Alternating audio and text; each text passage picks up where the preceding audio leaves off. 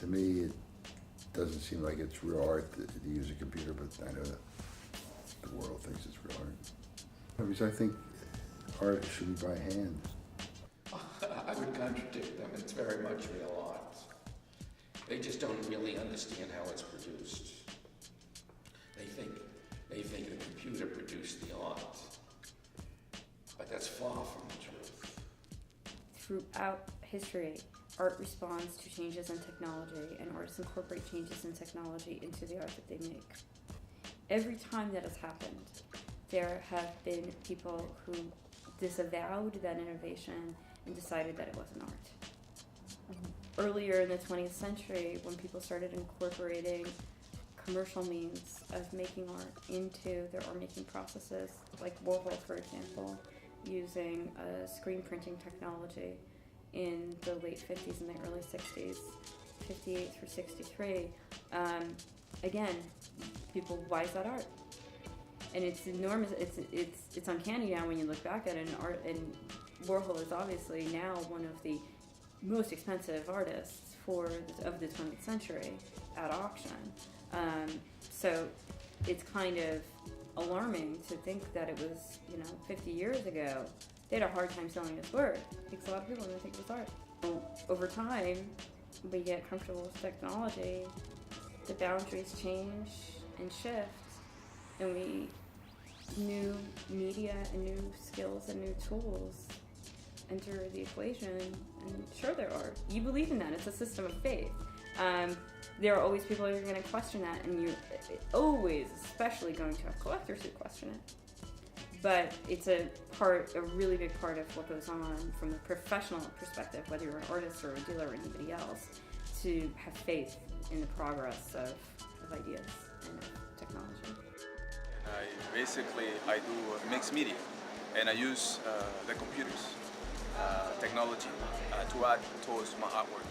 I've done oil paintings for a long time, many years, and basically what I began to do in school and everything, it helped me see that the technology is a new way, a new brush for the artist.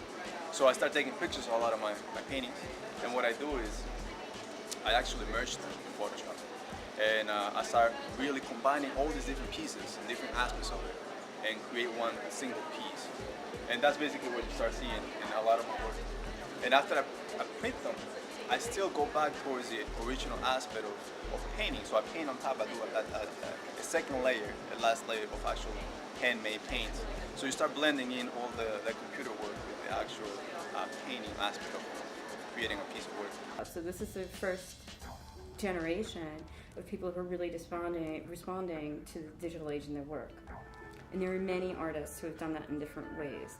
And one of the trends, it's best embodied by an artist named Wade Guyton. And one of the trends, and he is somebody who uses digital printing technologies in the production of paintings. Now, his work is extremely minimalistic, and it's the equivalent of printing out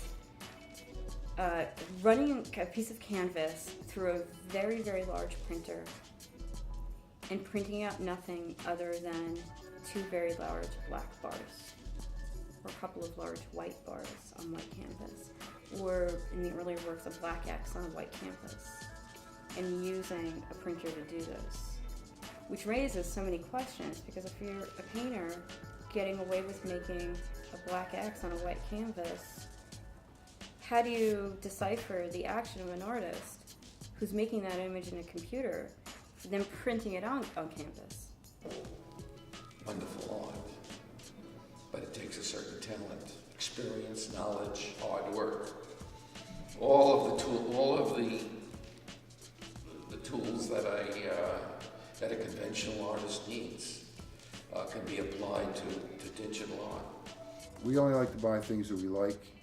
Sherry and I own 198 pieces of art, and we have them exhibited between our two homes and the homes of our children. So our collecting is things we really like, because we really like to live with the art. I think digital art, do I like it? I like some of it. For me, I prefer, me personally, I prefer things on my walls that stay on the walls. Also, there's a magic that a computer doesn't offer. It has its own magic in a million different ways that are very positive, by the way. But when you get in front of a canvas, you are sitting there by yourself in front of a white rag, and you got a stick with some pig hair at the end, and you got some mud and oil. And with that, you're creating the universe. Museum of Computer Art is essentially a online museum, a virtual museum, if you will. That was started in 1993. The museum organization has opened up a physical gallery where we're located now in Brooklyn, New York. The physical gallery is only going into its third year, while the museum itself as an online museum has been around for quite a number of years now. Well, there's the prestige of you know, in your resume. Well, I showed in New York. My art appeared in the Museum of Computer Art in Brooklyn or in a Manhattan gallery. It's a nice thing to put on your resume. And I just find walking around in the streets in India just like so electrifying. Everywhere you see, there's something happening. Well, a lot of times I start with creating just colorful textures on canvas, and then I digitize it.